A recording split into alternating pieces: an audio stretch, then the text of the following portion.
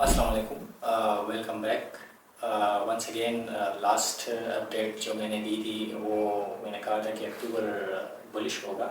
लेकिन इस वक्त हम एक शॉक देख रहे हैं, एक अनसर्टिनिटी है मार्केट में, और वो है इस वक्त जो मिडिल ईस्ट के सिचुएशन है जिसका मैंने जिक्र किया था कि ये एक अनएक्सपेक्टेड शॉक है। जब से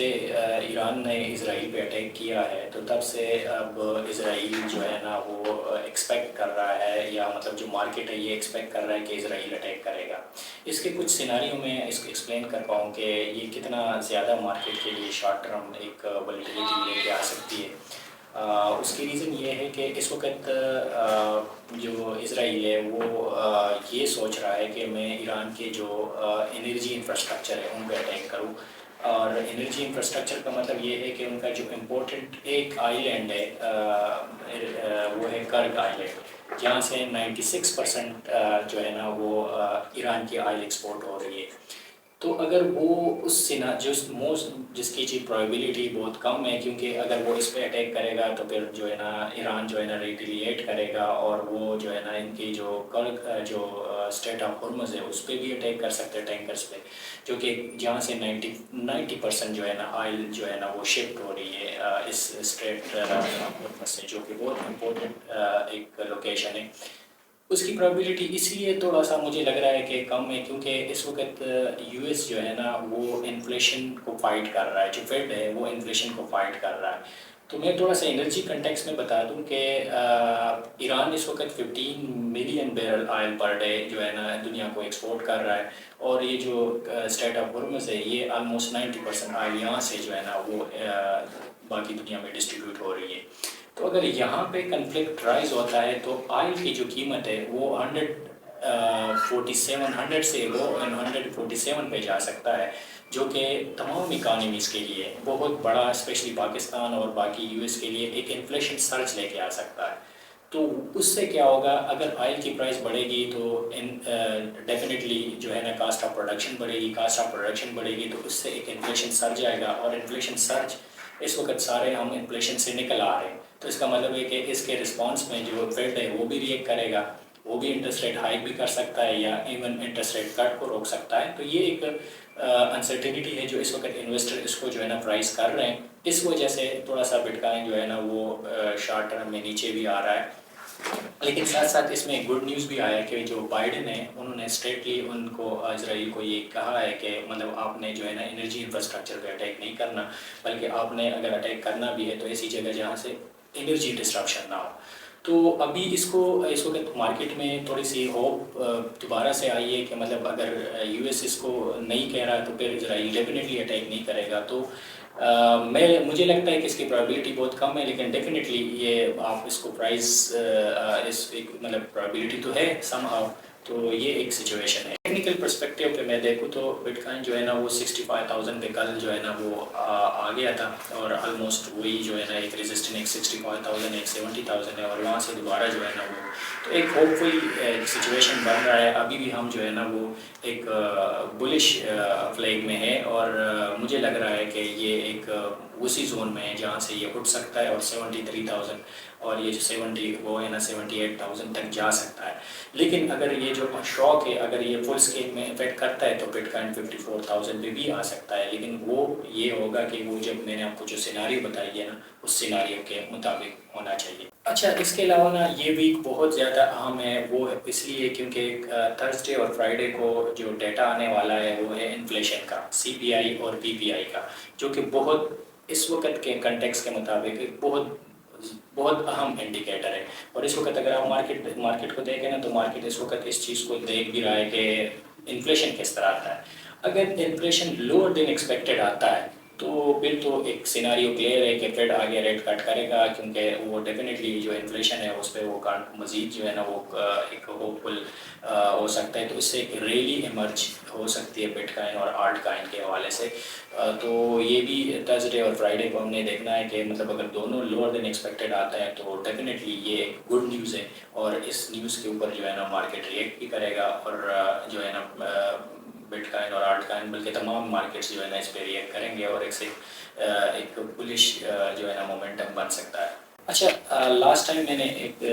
آپ کو بتایا تھا کہ یو ایس میں ایک مثالی کا کانفرنس تھا، تو اس کے ایکسٹینشن میں اس وقت جو ہے نا وہ ایک بلاک ورک کے نام سے ایک کانفرنس ہونے جا جس میں آلٹ کائن کے حوالے سے ایک پازیٹیو نیوز ہے. تو وہ بھی 10 اور 11 کو یہ کانفرنس ہونے جا رہا ہے جس میں کافی میجر اپڈیٹس آ رہے ہیں. تو وہ بھی ایک مطلب جو ساتھ ساتھ اگر سی بی آئی کا ڈیٹا کم آتا ہے اور ساتھ ساتھ یہ جو ایونٹس ہے اس میں بھی وہ مطلب پازیٹیو نیوز آتی ہے، تو یہ ایک اچھی اسپیشلی آلٹ کائن کے لیے ایک اچھی مطلب ایک بلش مومنٹم بنا سکتے ہیں اور مارکیٹ اس سے ریئیکٹ کرے گا.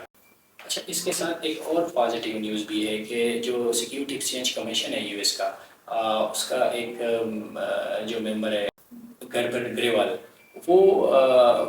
نوٹورسلی اس کے لیے تھا کہ مطلب جتنے کریک ڈاؤن ہوئے ہیں ابھی تک جو کرپٹو پہ، تو وہ سارے انہی کی ڈائریکشن پہ ہوئے ہیں اور یہی جو ہے نا اس کے پیچھے تھا. تو ایک پازیٹیو نیوز یہ ہے کہ وہ اس کو چھوڑ رہا ہے، تو ڈیفینیٹلی اس پہ بھی مارکیٹ دیکھ رہا ہے کہ اگر وہ مطلب وہ جائے گا تو ایک پازیٹیو یہ بھی ایک نیوز آ رہی ہے. تو اس پہ جو ہے یہ بھی ایک بلش نیوز ہے جو کرپٹو مارکیٹ کے لیے ایک پازیٹیو. اچھا، لاسٹ دو ویڈیوز میں نے بتایا کہ ہسٹوریکلی جو اکتوبر ہے وہ بلش ہی رہتا ہے، اور اسپیشلی یہ جو Q4 ہے جس میں اکتوبر، نومبر، دسمبر، یہ سارا کا سارا ایک بلش مطلب ہونا بھی چاہیے اور یہ ہے بھی، اور ایک مارکیٹ کا ایک سچویشن بھی بن رہا ہے. لیکن ساتھ ساتھ جو مڈل ایسٹ کی انسرٹینٹی ہے اس نے تھوڑا سا مطلب ایک انسرٹینٹی کریٹ کی ہے، لیکن میں پھر بھی آئی ایم ہوپ فل کہ یہ جو ہے نا یہ ایک سیناریو ہے اور انشاءاللہ یہ رہے گا. اور یہ جو Q4 ہے اس کا مطلب ڈیفینیٹلی یہ ہے کہ ادروائز یہ جو اگر یہ نہیں ہوگا تب پھر ایک مطلب بیرش سیناریو بن سکتی ہے، لیکن وہ بالکل اس کی پرابیلٹی بہت کم ہے. اور یہ جو نومبر دسمبر تک ہے نا ہم ایک یہ ریلی دیکھ رہا ہوں میں کہ یہ اوپر جائے گا. ساتھ ساتھ اس میں جو اہم چیز ہے وہ ہے نومبر کا یو ایس کا الیکشن. اب نومبر الیکشن جو ہے نا وہ بھی بہت امپورٹنٹ ہے اور وہ بہت ہی قریب ہے. ابھی ہم مطلب تھوڑے سی ویکس باقی ہے نومبر کے الیکشن میں، تو الیکشن بھی ہو جائے گا اور ساتھ میں جو ہے نا انٹرسٹ ریٹ کی جو کٹ سائیکل بھی سٹارٹ ہو رہی ہے اور باقی جو ورلڈ اکنامک کنڈیشن ہے وہ بھی ایزب ہو رہی ہے. آپ ساتھ ساتھ دیکھیں کہ پاکستان کی میں اگر بات کروں تو پاکستان میں اس وقت انفلیشن کام ڈاؤن ہو رہا ہے، باقی چیزیں کم ہو رہی ہے. اس کی مین وجہ یہ ہے کہ تمام مارکیٹ اس وقت پازیٹیولی ایکسپیکٹ کر رہے ہیں ایک بیٹر اکنامک کنڈیشن کو، کیونکہ انٹرسٹ ریٹ کٹ کی سائیکل جو انٹرسٹ ریٹ کٹ کی بات ہے وہ بالکل سٹارٹ ہو چکا ہے، اور آئندہ جو 3-4 ہوں گے وہ ڈیفینیٹلی وہ اس طرف جائیں گے. لاسٹ بٹ ناٹ لیسٹ کے اکتوبر ریلی میں ایک اور ایکسپیکٹ سے بھی یہ مجھے کہ یہ انسٹیٹیوشنل انویسٹر کے بھی فیور میں ہے. اس کی وجہ یہ ہے کہ اس وقت بہت لانگ پوزیشن ہے جس کو لیکوڈیٹ کرنا ہے، کیونکہ کافی جو ہے نا 6 منتھ سے لوگ جو ہے نا اس کو شارٹ کر رہے ہیں. جب یہ 70,000 یا 65,000 پہ جاتا ہے تو اس وقت یہ والی جو ہے نا یہ جو سرج ہوگا وہ بہت سارے جو اوپن لانگ پوزیشن ہوں گے، شارٹ پوزیشن ہوں گے، اس کو وہ لیکوڈیٹ کرے گا. تو ایک یہ بھی ہے کہ اس وقت مارکیٹ اس سچویشن میں ہے کہ مطلب اس وجہ سے بھی کہ انسٹیٹیوشن انویسٹر کے بھی فائدے میں ہے کہ یہ ریلی ہو. تو مجھے لگ رہا ہے کہ اس وجہ سے بھی جو ہے نا یہ اکتوبر میں یہ آل ٹائم ہائی کراس کرے گا. تو میں اپنے اس پہ ہوں، لیکن میں ساتھ ساتھ یہ جو اس وقت انسرٹینٹی والی سچویشن ہے مڈل ایسٹ کا، اس کے بارے میں نے آپ کو بتایا اور اس کے پوری ایک ڈیٹیل سے میں نے بتایا کہ کتنا یہ ایک اہم ایونٹ ہے. لیکن مجھے لگ رہا ہے کہ یہ سم ہاؤ یہ پورے جو یو ایس اور باقی اکانومیز کے سب کے مطلب یہ ایک ایران اسرائیل کا بھی کنفلکٹ نہیں ہے. اگر یہ اس کرگ آئلینڈ پہ کرتا ہے تو یہ ایک انٹرنیشنلائز ایونٹ بن سکتا ہے جس کی وجہ سے ایک مطلب پوری گلوبل اکانومیز کا اس کا افیکٹ ہوگا، نہ صرف کرپٹو بلکہ پورے گلوبل اکانومیز پہ. تو مجھے لگ رہا ہے کہ وہ ایک سے مطلب اس طرح حالات نہیں جائیں گے اور تھوڑا سا اس کو ڈی اسکیلیٹ کرنے کی کوشش کی جائے گی، کیونکہ یہ نہ ایران کے فیور میں ہے اور نہ ہی جو ہے نا اسرائیل اور نہ ہی یو ایس اور نہ ہی یہ باقی ممالک میں. لیکن ساتھ ساتھ ایک اور پازیٹیو ہم نے لاسٹ دیکھا کہ جو چائنا نے ری اوپننگ کی ہے اس کا ایک بہت بڑا افیکٹ ہے، کیونکہ یہ سیکنڈ لارجسٹ اکانومی ہے اور وہ جو ہے نا ایک اسٹیمولس پیکیج دے چکا ہے. تو مطلب میں جتنی چیزیں دیکھ رہا ہوں نا صرف یہ مڈل ایسٹ کے علاوہ باقی ساری چیزیں پازیٹیو ہے اور ایک اسٹیج سیٹ ہو رہا ہے ایک سگنیفیکنٹ ریلی کے لیے. اور وہ جو مڈل ایسٹ کی بھی سچویشن ہے تو مجھے لگ رہا ہے سم ہاؤ وہ بھی جو ہے نا ڈی اسکیلیشن کی طرف اب حالات جا رہے ہیں اور یہ سگنیفیکنٹ ریلی ہم دیکھیں گے. تو thank you so much for watching. اور آپ اپنے جتنے بھی کویشچنز ہیں وہ کمنٹ میں لکھ سکتے ہیں اور میں انشاءاللہ اس کا ویڈیو میں آپ کو اس کا جواب دوں گا. Thank you for watching.